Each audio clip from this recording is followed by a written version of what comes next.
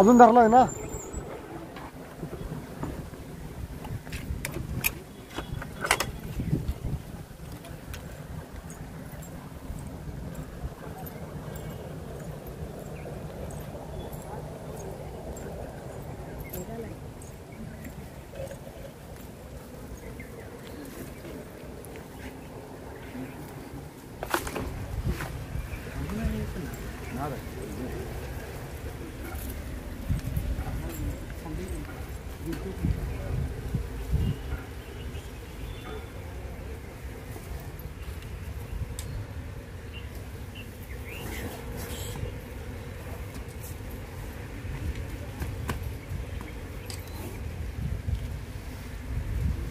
बेडूक खाल्ले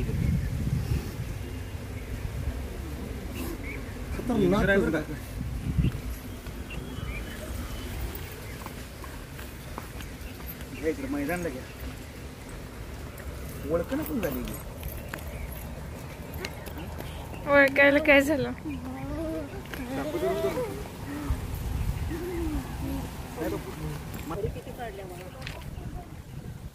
बेडूक खाल्लाय आत्ताच बेडूक खाल्लाय साहेब नागच आहे मित्रांनो, याच्यामध्ये न्यूरोटॉक्सिक विष असा हा श्रावण महिना जवळ आला की पाऊस चालू होतोय आणि पावसाचं वातावरण खाली झालं की लगेच असे मानवी वस्तीत साप येतात आणि हा न्यूरोटॉक्सिक विषाने परिपूर्ण असा नाग आहे. पूर्वीही श्रद्धानं या जागेला नाग धरलेला होता. तिथं वस्त्या भरपूर असल्यामुळं बेडूक आणि उंदीर जे सापांचं प्रमुख भक्ष आहे ते सुंदररित्या भरपूर प्रमाणात भेटतंय आणि ते भेटत असल्यामुळं असे मानवी वस्ती जवळ हे साप येतात आणि खतरनाक असा न्यूरोटॉक्सिक विषाने परिपूर्ण हा नाग आहे. नाग नावाने ओळखणारा याच्यात न्यूरोटॉक्सिक विष आहे. त्यामुळं गव्हर्नमेंट हॉस्पिटलशिवाय अशा सापांना पर्याय नाही आणि हे जे साप आहेत ते मानवी वस्तीमध्ये फक्त बेडूक आणि उंदीर खाण्यासाठी येतात. ज्या ठिकाणी अडखळ आणि बेडूक आणि उंदीराचं प्रमाण वाढतंय त्यामुळं असे विषारी साप जे आहेत ते याच जागेला राहतात. अन्यथा डोंगर माता किंवा जंगलामध्ये हे साप राहत नाहीत. याच्यामध्ये न्यूरोटॉक्सिक विष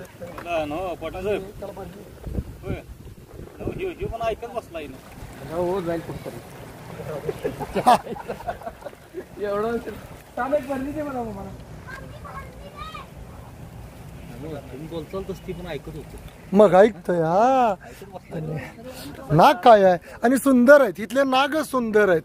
तुमच्या शेजारचे अजून 4 सोडा इकडे सोडायला नाहीत लागत. यांची पिल्ली आणि खानदान इथंच आहे भरपूर. फिमेल कसं करायचं कळतंय की ज्या शेपटीपासून गुरुद्वार माग आहे अशा ठिकाणी त्याच्यावरती ओळखतंय. किती सुंदर नाग आहे बघा. पहिला सुद्धा नाग धरलेला सुंदर होता माळांगाचा. मोठा नाग धरला श्रद्धांचे पायपातला ती त्यावेळी नुकतीच आलेली होती. तिनंच धरला होता की हा बघ ही आली ना काठी घेऊनच आल्या. तुझी बहीण कुठं आहे बाळा?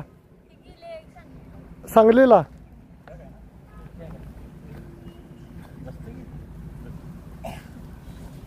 घालता काय भैया घाला.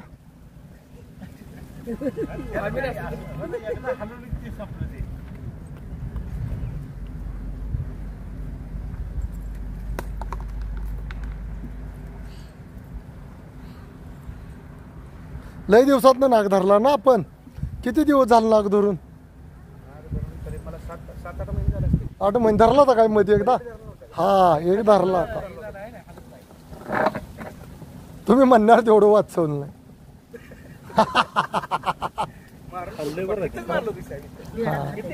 हा जाऊन दे. पोटाला खाल्लंय टापरून. आता काय त्याला अडचण नाही. नाही नाग साप जे आहेत हे विषारी साप ते कधी इकडे सोडले जात नाहीत. त्यांना जंगलात सोडलं जात. त्यांचे दामन साप आहे ते कुठं पण रिलीज करा काही प्रॉब्लेम नाहीये. याला दौड जरी झाला तर तुम्हाला तास 2 तास असते. ते कशावर डिपेंड होतंय सापानं विष किती सोडले. प्रत्येक वेळी तुम्हाला नाग चावला तर विष सोडेल असं नाही. नाही नाही, त्या उलट्याचा आणि तिरपाट्याचा काही प्रश्न नाही, चावला की विषय संपला. हलणाऱ्या गोष्टीला साप केंद्रित होतो.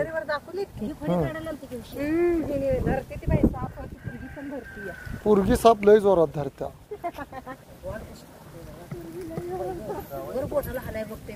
हा, ते साप पकडणं ही कलाच आहे हो.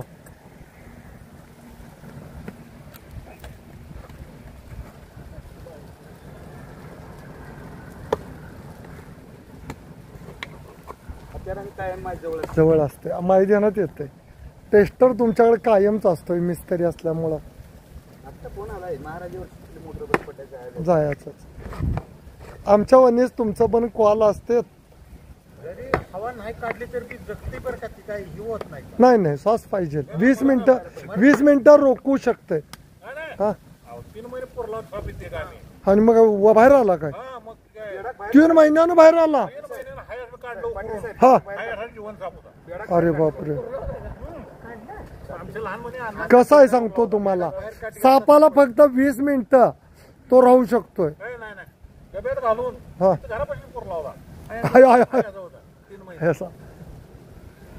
आणि मित्रांनो काढतोय बक्ष.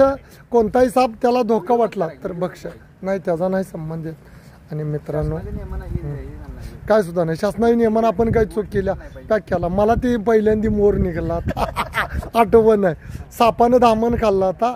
आता काही नाही, कोणत्याही सापाला जनरली की त्याला टच झाला की त्यानं खाल्लेलं भक्ष्य टाकतोय आणि पळून जातोय. मग प्राणी मित्र काय म्हणतात, तुम्ही त्याला त्रास दिला. त्रास कोण देते? आता मानवी वस्तीत नाग आलाय, धरणंच गरजेचं आहे ना. नाही मग मारून दिल का लोक, धोपाट्या घालून दिल, मारला असता. बरोबर आहे ना. हा, मग त्यामुळं ते पूर्वी होतं. आणि मित्रांनो मानवी वस्तीत साप आलेला होता, चांगल्या रीतीने रेस्क्यू केलेला आहे. त्याला त्याच्या आदिवासात सोडलं जाईल. साप वाचवा, निसर्ग वाचवा. जय हिंद, जय महाराष्ट्र.